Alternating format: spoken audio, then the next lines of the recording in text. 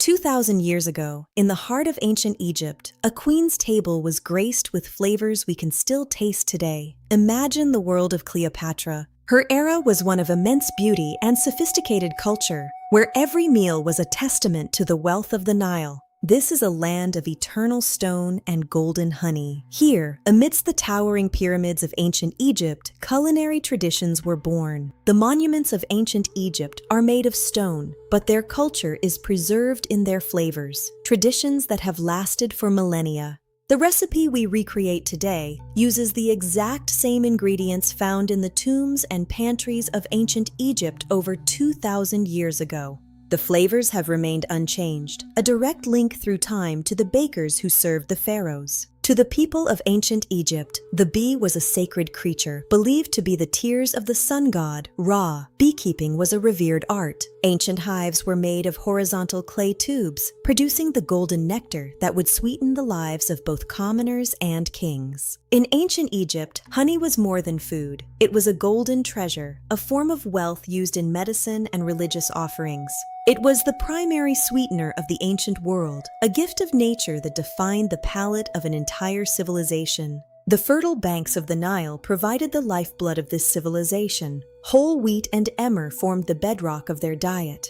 Without the river's annual floods, the sophisticated agriculture of ancient Egypt would not have been possible. Grain was harvested by hand and ground on stone saddle querns, producing a coarse, hearty flour full of nutrition. This flour was sifted to varying degrees of fineness, with the most refined versions reserved for the tables of the elite. Almonds, introduced and prized during the later dynasties, added a luxurious richness to their celebratory honey cakes. The grinding process was labor-intensive, a rhythmic task that echoed through the kitchens of ancient Egypt. From the oasis came dates and figs, nature's own candy, concentrated with the heat of the Egyptian sun. These fruits provided the base for many ancient desserts, offering a natural sweetness before the age of sugar. And sesame seeds, providing an earthy crunch and the oils needed for a perfect bake, just as they did 2,000 years ago. They were often used as a garnish or mixed directly into the batter to add both flavor and texture. Cinnamon was a rare and valuable import, a sign of the vast trade networks that ancient Egypt controlled across the seas.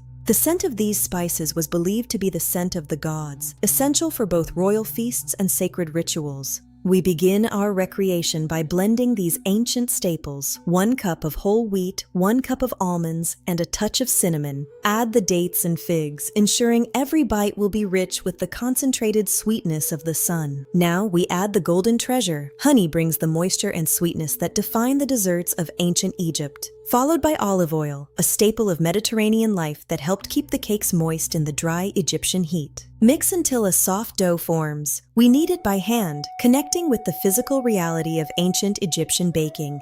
The dough is dense and rich, heavy with the weight of centuries of culinary tradition along the Nile. We shape the dough into rustic ovals, the traditional form used in temple bakeries for offerings to the gods. These shapes have been found in tomb reliefs and archaeological excavations, proving their timeless appeal in ancient Egypt. In ancient times, these would be baked in large communal ovens or over open fires in the cool evening air. The aromas of cinnamon and warm grains would have filled the air, a signal that a special treat was almost ready. Finally, the royal finish. A final glaze of honey adds a brilliant shine and one last layer of sweetness. A sprinkle of pistachios for a touch of green, a color associated with fertility and rebirth in ancient Egypt. Remarkably, archaeologists have found desiccated remains of similar honey cakes in tombs, preserved for thousands of years. These finds allow us to bridge the gap of time and confirm that we are using the same ingredients today. Desserts like these were the centerpiece of feasts. They were shared by families and offered to the pharaohs. A feast was a grand occasion, a time to celebrate the abundance of the Nile and the stability of the kingdom. To eat this cake is to share a meal with the people who built the pyramids and changed the world forever. The monuments of ancient Egypt are made of stone, but their culture is preserved in their flavors and traditions. Everything in ancient Egypt was connected: the river, the land, and the food that sustained its people. Queen Cleopatra herself would have recognized these flavors. They were a constant in a changing world. Her era marked the end of an independent ancient Egypt, but the culinary legacy she left behind endures. Through archaeology and culinary research, we bridge the gap of 2,000 years, one recipe at a time. These scrolls contain the wisdom of a civilization that understood the deep connection between food and the soul. So, would you try the honey cakes of ancient Egypt? A dessert that has survived the rise and fall of empires.